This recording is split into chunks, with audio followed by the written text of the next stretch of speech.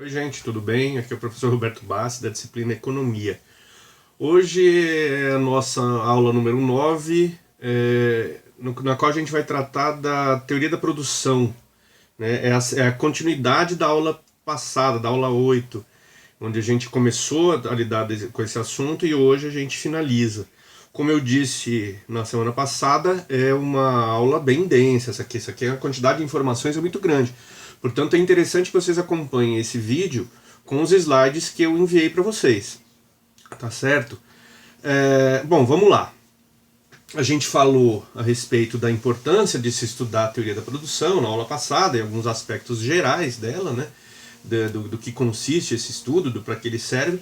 Hoje a gente vai falar sobre alguns conceitos mais específicos, tá certo? Então vamos lá. Principalmente a gente vai lidar com produção, com os conceitos de produção total, produtividade média e produtividade marginal, né? Produto total, produtividade média e marginal. O que é isso? Produto total, como o próprio nome já diz, é tudo que se produziu, tá certo? É a quantidade total produzida de uma determinada mercadoria por uma fábrica, né? Vamos imaginar aqui um segmento fabril, uma fábrica de alguma mercadoria, uma calça jeans, um sapato, uma televisão, enfim, qualquer coisa, tá certo? Comida, açúcar, sei lá. Então, produto total é tudo aquilo que foi produzido num determinado período por aquela unidade fabril, tá certo? Produtividade média do fator. Vamos lá, vamos dividir em partes. Que fator? Fator de produção, certo? Nas aulas passadas, sobretudo na aula passada, a gente falou bastante a respeito disso aí. A produção de uma determinada mercadoria, ela é função da utilização dos diferentes fatores de produção. Um deles, mão de obra, capital, máquinas, equipamentos, matéria-prima. Então a gente pode medir qual é a produtividade média de cada um desses diferentes fatores de produção. Por exemplo, eu quero medir a produtividade média do trabalhador, por funcionário, por operário do chão de fábrica. Então a gente consegue fazer isso. Então, e como se faz isso? Essa produtividade média é o quê? Ela é o coeficiente, ou seja, é a divisão de toda a produção pelo número de trabalhadores. Por exemplo, essa fábrica produziu 1.000 toneladas de açúcar no mês. E quantos funcionários ela tem? Ela tem 100 funcionários no chão de fábrica. Então daí você divide então a produção 1.000 toneladas por 100, aí você vai ter a produtividade média por fator, por trabalhador. Entendeu? É simples, não é nada difícil. Esse conceito que vocês têm que ter em mente. Produtividade média, marginal do fator, a gente mede, a gente precisa ter em mente as variações desse fator. Então vamos lá. Eu produzi 1.000 toneladas de um determinado produto e eu tenho 100 funcionários. Então a produtividade média de cada funcionário é de 10 toneladas, certo? 1.000 toneladas produzidas ao longo do mês, tenho 100 funcionários, então cada um produziu 10. Tá? E se eu aumentar para 11 a quantidade de funcionários? Para quanto vai a minha produção? Existe uma equação, para cada produto existe uma fórmula, né? Que a gente utiliza para calcular isso aí. Então você vê lá, olha, a gente pode colocar numa tabela, por exemplo, 10 funcionários produziram 1.000 toneladas, 11 funcionários produziram 1.100 toneladas, 12 funcionários 1.200 toneladas, 13 funcionários 1.300 toneladas. Teoricamente eles vão aumentando de 10 em 10 ou 100 em 100, enfim, não lembro nem da conta que a gente está fazendo. Mas vai aumentando progressivamente. Então se eu colocar que cada funcionário produz 10 toneladas, então se 100 funcionários produziram 1.000, 11 funcionários vão produzir 1.010 toneladas. Daí 12 funcionários, 1.020 toneladas. 13 funcionários, 1.030 toneladas. E por aí vai, certo? Essas variações vão mostrando a produtividade marginal do trabalhador, certo? Quanto que aumenta? Às vezes, por que isso é importante? Parece que é a mesma conta, mas não é. Por exemplo, na aula passada eu dei o exemplo de uma fazenda, né? em que a gente começa a produzir mais, contratando mais pessoas. Só que nem sempre contratar mais pessoas vai significar o aumento da produção, ou juntamente com a produtividade. Por exemplo, se na fábrica ou numa fazenda eu contratar muitos trabalhadores e eles começarem a esbarrar um no outro, esse excesso de trabalhadores pode causar redução da produtividade deles. Eles vão um atrapalhar o outro em vez de colaborar. Entenderam? Então, quer dizer, existe um patamar, uma quantidade específica daquele determinado fator de produção que vai levar à produção máxima, à produtividade máxima decorrente do emprego, da utilização daquele fator de produção. Entendeu? Então não é simplesmente vou contratar. Não, isso não quer dizer que você pode contratar, isso pode aumentar a sua produção total. Mas se você fizer a conta para ver a produtividade média, pode ser que a partir de uma certa quantidade de trabalhadores, essa produtividade média comece a cair. Inclusive, aqui nos slides tem alguns exemplos disso, né? Eu montei algumas tabelas tabelas e gráficos com esses exemplos. Então deem uma olhada com atenção nesses números, tudo, vocês vão entender com toda a facilidade do mundo, né? Outro conceito, então quer dizer, quando a gente vai, teoricamente, quando a gente vai contratando mais funcionários, a gente vai aumentando a produtividade da empresa, a produção total, o produto total. E o objetivo é que aumente também a produtividade média, certo? Dentre um dos principais objetivos do produtor é obter economia de escala, né? Economia de escala é aquele ganho que a gente tem com a produção, conforme a gente vai aumentando a produção. Por exemplo, sei lá, você fabrica meias. Vale a pena eu ter uma fábrica que vai pegar o fio, transformar em tecido, o tecido transformar, moldar e costurar na meia e vender para 10 pessoas? Não, isso aí se torna muito caro. Essa estrutura fabril se torna muito cara para eu vender apenas 10 pares de meias por mês. Para compensar os custos que eu tenho com a minha fábrica, eu teria que cobrar, sei lá, talvez R$1.000 o par de meia, vamos chutar alguma coisa assim, R$10.000 o par de meia. Isso é totalmente inviável, impossível. Então, dependendo do produto, é necessário que a gente obtenha ganho de escala, economia de escala. Ou seja, quanto mais eu produzir, mais barato eu posso... vai ficando o preço unitário, o custo unitário da mercadoria, desse produto. Então, vamos lá, o meu custo é R$10.000 por mês. Se eu fabrico só 10 pares de meia, eu preciso cobrar, então, pelo menos R$1.000 por par. Eu tenho um custo de 10.000, eu preciso pelo menos empatar os meus custos, eu não estou nem falando de lucro. Né? Para que fique zerada a posição da empresa, se ela tem R$10.000 de custo, é preciso, então, que as receitas das vendas sejam pelo menos R$10.000 também. Então, se eu fabrico 10 pares de meia, cada um tem que custar pelo menos R$1.000. Impossível. Né? Não é uma meia de ouro, é uma meia comum, normal. Então, quer dizer, eu preciso ter uma quantidade, um produto total muito maior, uma produção total muito maior do que simplesmente 10 pares. Né? Então, pode ser, se eu pensar então em 10.000 pares de meia, pode ser que eu venda R$1, né? Pro lojista, o par de meia. Ele que vai cobrar o que ele quiser do cliente dele, isso é problema dele e da concorrência. Mas se eu conseguir um grande volume de produção, pode ser que eu consiga vender a R$1 o par de meia. E com isso eu pago os meus custos. Né? Posso pensar em até algo mais, fabricar 10.000 pares e cobrar R$1,50. Né? Com 10.000 eu paguei os meus custos e com 5.000 é meu lucro. Entenderam? Pode ser que a gente pode trabalhar dessa maneira, fazer essa conta. Mas enfim, economia de escala é o ganho que se obtém a partir do momento que a gente vai aumentando a produção. Com relação à economia de escala, existem 3 situações possíveis. Quando a gente de fato tem a economia de escala, quer dizer que a nossa variação na quantidade do produto final é mais do que proporcional à variação do fator de produção que eu utilizei. Por exemplo, eu estou falando então das minhas máquinas. Né? Poxa, eu paguei caro pelas máquinas. Se eu dedicar essas máquinas à fabricação de meros 10 pares de meia por mês, é um fator de produção muito caro. né? Eu preciso dinamizar isso aí.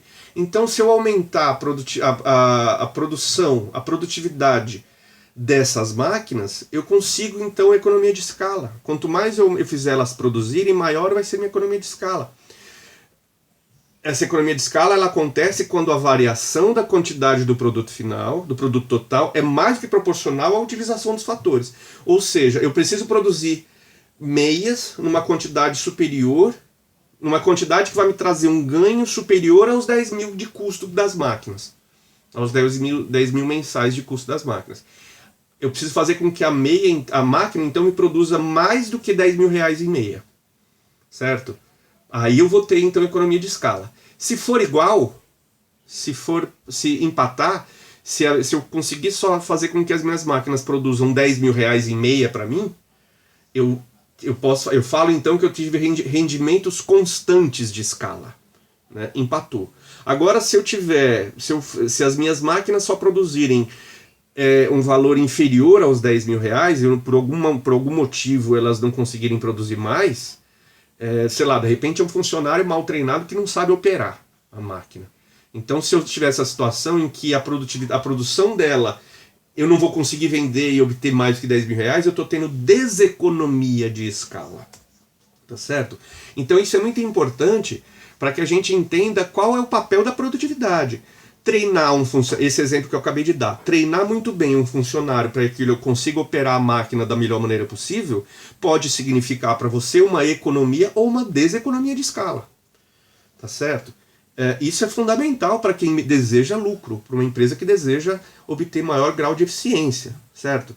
Então, quer dizer, o produtor ele precisa ter em mente a necessidade de, em todos os pontos do seu processo produtivo, buscar a maximização da produção. Então, seja através de melhor treinamento, da melhor máquina possível, da melhor programação da linha de produção, da melhor forma de armazenar, de transportar, de manusear aqueles padrões de trabalho propostos, por exemplo, por Taylor. Não sei se vocês lembram da disciplina Teoria Geral das Organizações, em que Taylor, a partir da administração científica, propõe a divisão do trabalho em partes pequenas e para cada uma dessas partes é importante que se encontre o padrão, a melhor maneira de se realizar aquela atividade, aquela tarefa, e encontrar dessa melhor maneira, ela tem que se tornar padrão.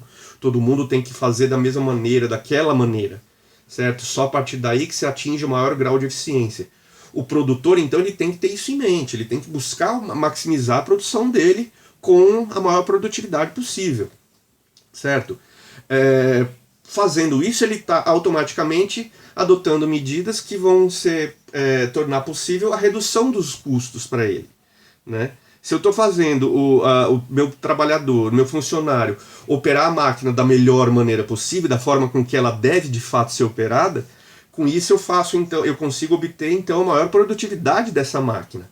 Ou seja, eu maximizei a minha rentabilidade, porque eu produzi mais, eu maximizei minha economia de escala, e reduzi o custo, né? Custo do que eu digo, do que diz respeito ao tempo do trabalhador, do funcionário trabalhando,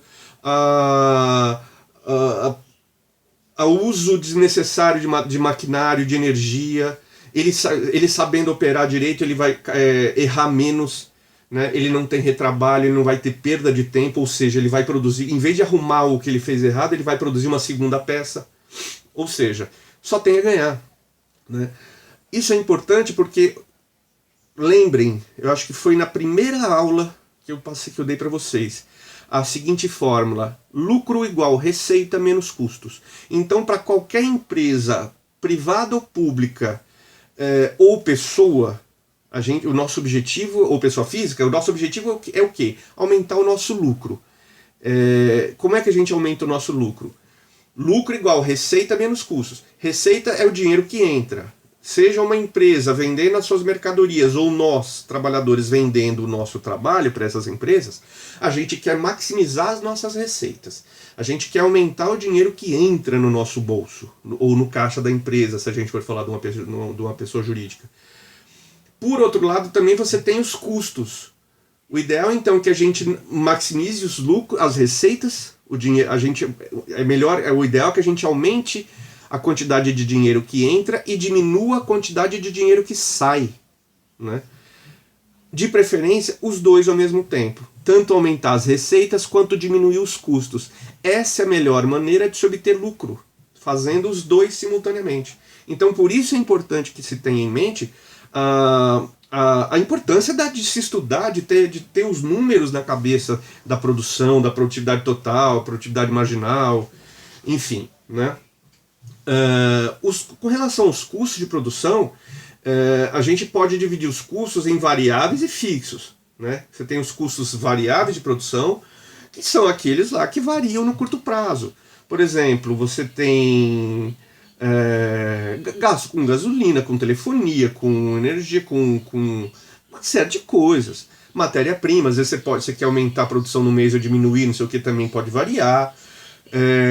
E você tem também, claro, os custos variáveis no longo prazo. Mão de obra, pense no seguinte, a mão de obra no curto prazo ela é um custo fixo, né? Porque não é todo dia, todo mês que você muda a quantidade de funcionários, né? Não é todo mês que você muda a quantidade de funcionários. Então, por isso, a mão de obra no curto prazo ela é um custo fixo. Mas no longo prazo, ela pode ser considerada um custo variável, tá? Isso é uma questão de prazo, porque no longo prazo, sim, você pode. Hoje você tem 100 funcionários, mas pode ser que daqui a um ano você opte por aumentar a sua produção, a sua fábrica, e passe a ter 130, né? Quer dizer, não é que você vai mudar isso aí todo mês, né? Então existe essa possibilidade de um custo fixo hoje, amanhã se tornar um custo variável. O fato é que o que compõe os custos totais de uma empresa, né? Os custos variáveis mais os custos fixos, tá certo? Aí dentre os custos, além de você ter os custos totais, você tem também os custos médios e marginais, né?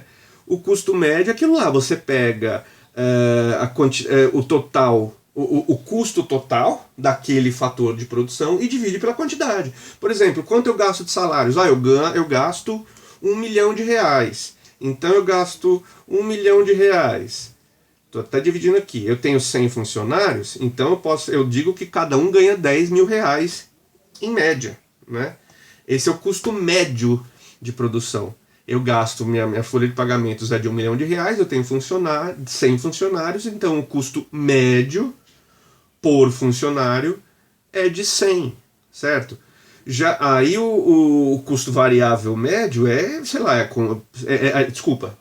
é 10 mil. Eu tenho 1 milhão de folha de pagamento, 100 funcionários, o salário médio de cada um deles é 10 mil.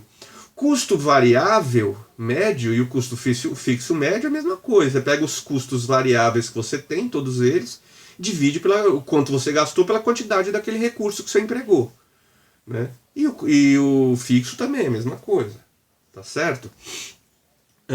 Custo marginal, assim como na produção, é a variação, né? Então eu tenho 1 milhão de folha de pagamento e 100 funcionários, então eu paguei em média 10 mil por funcionário. Só que o mês que vem eu aumentei para 120. Para quanto foi minha folha de pagamento? Eu vejo lá que, poxa, foi para 140. Então para 1 milhão e 400. Então 1 milhão e 400 dividido por 120 funcionários dá uma média de 11.666 por pessoa. Por que isso? Talvez eu pague por comissão, de repente eles venderam mais. Eles estão conseguindo vender mais do que vendiam anteriormente. Então, consequentemente, o comissionamento deles aumentou. Pode ser isso. Certo? Enfim. Tudo que é marginal, tudo que é custo, produção, é preciso a gente avaliar quanto variou. A gente tem que verificar quanto variou desse determinado fator de produção. Máquinas, maquinário é um fator de produção, quantidade de funcionários é outro, quantidade de matéria-prima é outro, quantidade de energia que eu gastei é outro, quantidade de gasolina que eu gastei, e aí vai, né? Se você quiser analisar a produtividade média ou marginal, aliás, a produtividade marginal, você tem que observar as variações e os resultados que essas variações causam na produção, certo? Tem também nos slides exemplos com tabelas e gráficos disso aí, né? Com relação agora, se voltando a essa questão do objetivo geral, objetivo principal de um, de um empresário, o objetivo dele é aumentar a margem de lucro, né? Então, assim como ele tem que reduzir custos, ele tem que imaginar que maximizar as receitas, como eu já falei. Você também tem a receita total, a receita média e a receita marginal. A receita total é todo o dinheiro que entra, né? Receita média, é todo o dinheiro que entra assim por funcionário. Então vamos lá, cada um vendeu, eu vendi ao todo 10 milhões de reais e eu tenho 100 funcionários. Então, poxa, eu posso falar que cada um vendeu 100 mil reais, certo? Em média, cada um trouxe de faturamento, em média, 100 mil reais. O marginal é aquilo lá, se eu variar, se eu aumentar ou diminuir a quantidade de vendedores, eu preciso ver o quanto que eles trouxeram de receita, aí eu pego, olha, era isso, com 100 funcionários eles me trouxeram 10 milhões, com 110 funcionários eles me trouxeram 120 milhões. Então, quer dizer, houve um aumento, certo? A razão, não sei, a gente analisa depois, mas a receita marginal também é expressa a partir do momento que a gente verifica quanto teve de mudança na receita total diante das variações, das mudanças. Eu contratei mais pessoas, ou eu demiti pessoas. E quanto que essa variação no número de funcionários, por exemplo, repercutiu na receita da empresa. Certo? Isso é importante também para que a gente consiga dimensionar, poxa, qual é o tamanho ideal da minha empresa? Será que eu não estou com vendedor demais? Eu preciso disso? Ou no chão de fábrica, ou qualquer área. É necessário? É uma empresa tão grande? Isso quer dizer que eu aumentar cada vez mais a quantidade de vendedores, quer dizer que eu vou conseguir vender mais, cada vez mais? Ou que a minha produtividade vai ser a mesma? Talvez não. Talvez a quantidade de vendedores não quer dizer, não seja um fator limitante. Será que eu tenho vendedor? Será que eu não tenho vendedor demais perto da capacidade de produção da minha fábrica? Se a minha fábrica não tiver condições de atender as vendas que os vendedores trouxerem, para que eu preciso de tanto? Não é necessário, entendeu? Então, são reflexões como essa que são importantes, são para reflexões como essa que o cálculo, que a verificação numérica de receita média, receita marginal, receita total, custo médio, custo marginal tem. Né? Eles são importantes para isso, para a gente conseguir dimensionar quanto eu devo produzir, quanto eu tenho que ter de força de venda, qual vai ser o tamanho ideal da minha empresa. Né? Porque se eu não chegar no tamanho... O tamanho ideal nada mais é do que o tamanho, é o ponto máximo, é o ponto em que a minha rentabilidade é a maior possível. Se eu estiver fora disso, se eu não estiver nesse ponto ótimo, quer dizer que eu não estou extraindo da minha empresa a rentabilidade que eu poderia, a lucratividade que eu poderia.